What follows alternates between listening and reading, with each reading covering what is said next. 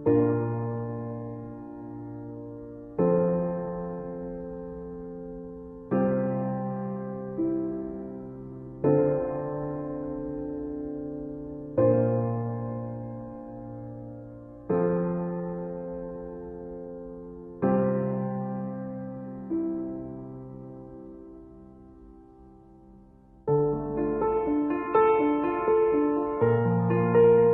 guys, so it's a Tuesday and syempre surprise ang tanan tungod sa cease and desist order. Temporarily lang na siya guys. So wala ko'y ma-comment. Sakit sa ako nga ako'y mag-off. Yan sa MOR. Yan para ni nga issue. But anyways, napagyapon ang MOR and the TV ABS-CBN and ABS-CBN Cagayan de Oro para sa inyo. Mga MR DJs, hatagyapon o kalinghawan para sa inyo guys. So naragyapon mi sa mga social media. Busa, please support us para yapon maghatag mi og mga uban pang mga kwan sa inyo ha. And temporary mabalik ra gyapon ang ABS-CBN tungod after aning paghitabo karon sa kamera. Kabalo naman siguro mo sa mga balita. Yan. So, kabalo mi nga mingaon mo sa amo guys. Hilak lang gusto mo hilak. Yan, but okay ra na. Sakit lang sa ako kay ako'y mag-off karon sa kuan MOR. Ikaw wag happy tuloy-tuloy ang ligaya namo. Happy na kay mi. Mag-entertain sa inyo ha, but inani karon ang nitabo. Bago pa ikaw nagpasalamat, like katabi na kanya kong post ba, i-post akong barkada DJ gyapon, manager sa Cebu nga kaya nana ikaw nagpasalamat ko sa ABS-CBN kay still sa mga employees sila ang employer na naghatag gyapon sa amua o nagpasweldo gyapon despite sa crisis COVID-19. Pag-post na ko after an hour gibuto din ang cease and desist order.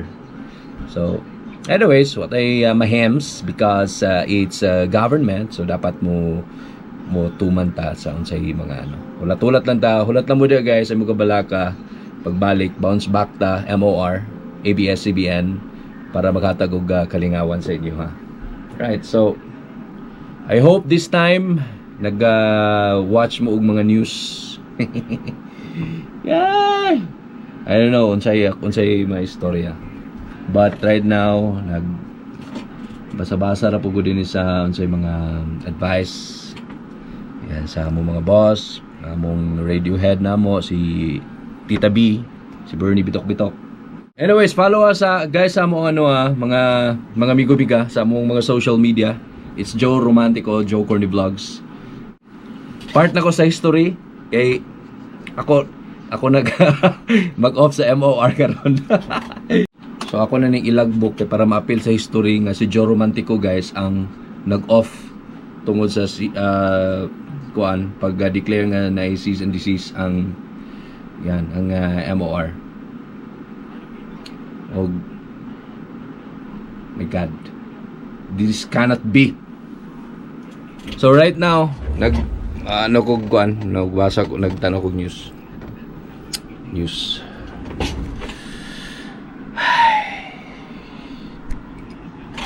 Di na ako carry.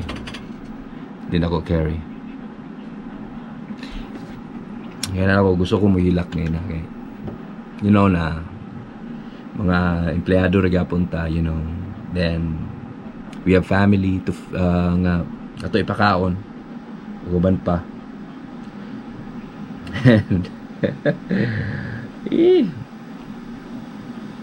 Broadcast at serbisyo ng ABS-CBN.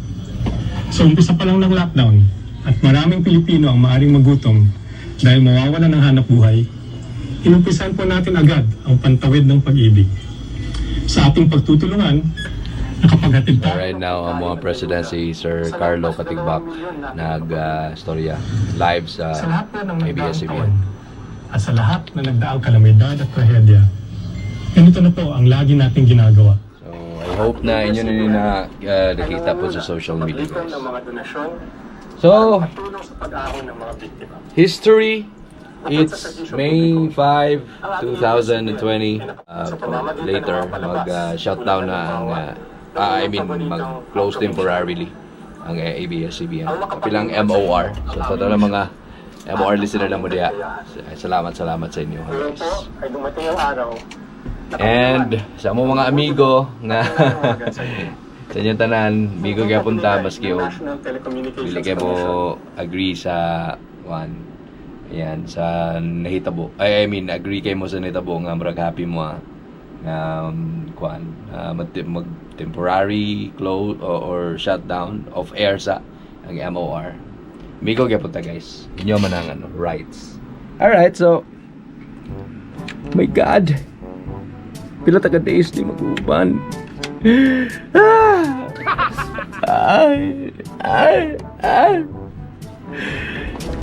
My group 1. Camera. Kunsa na lang. My kulay. Ito, seryoso. Talaga sa inyo, ABS-CBN. Hinihingi po namin tayo ay patuloy naman. So, temporary na ni guys. Ulat lang nita kung karusa mo balik. Basta kayo nagapon me. And once again, social media na to. Utang na loob namin sa inyo na tinanggap ninyo kami sa inyong mga tahanan gabi-gabi. Naging malaking bahagi na kami ng inyong buhay. Karamay sa mga panahon ng kalamidad at paghihirap. Kasabay namin kayo sa pagluha sa mga teleserye. Magkasama nating pinagbunyi ang tagumpay ng ating mga bayani, mga ordinaryong tao na nakagawa ng imposible. Sabay din nating pinanood na nabuo o mabuo ang kasaysayan sa pamamagitan ng TV Patrol at iba pang news and current affairs program. Isa pong karangalan na maging tagapaglahad ng inyong mga kwento at tagabantay sa mga nasa kapangyarihan. Karangalan po namin na maglingkod sa inyo, kabayan. Hindi man na-renew ang aming prangkisa at pinatitigil ang ating broadcast, nangangako kami sa inyo, hindi kami mananahimik sa pag-ataking ito sa ating demokrasya at sa malayang pamamahal. Sa harap po ng pinakamalaking dako at hamon sa aming kumpanya at sa aming mga hanapbuhay, hindi namin kayo tatalikuran, kabayan. Mga kapamilya kami, tayo ang ABS-CBN. In the service of the Filipino, saan man sila naroroon sa buong mundo.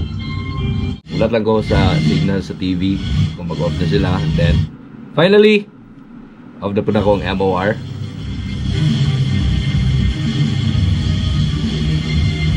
Ito po ang kwento ng ating ABS-CBN.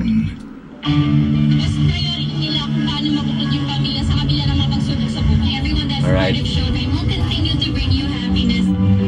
Maraming salamat sa pamilya. I love you very much. Ang hindi magbabagong motto ng ABS-CBN ay in the service of the Filipino. The only reason for the existence of our business is to render public service.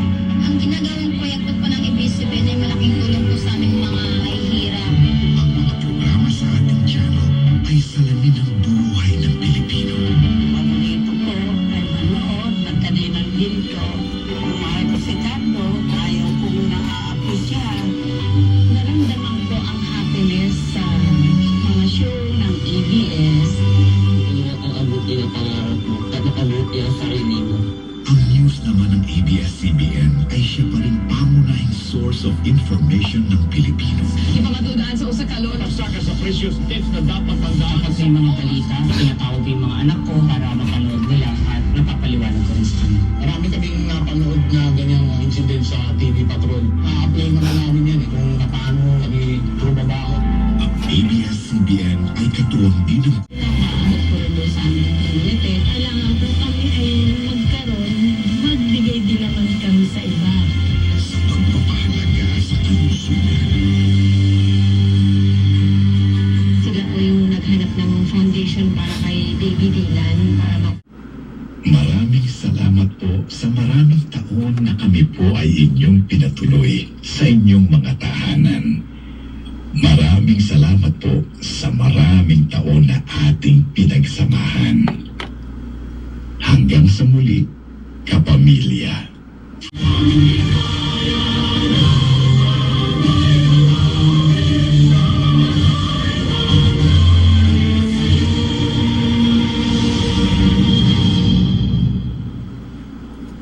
Alright guys, Amuar is signing off.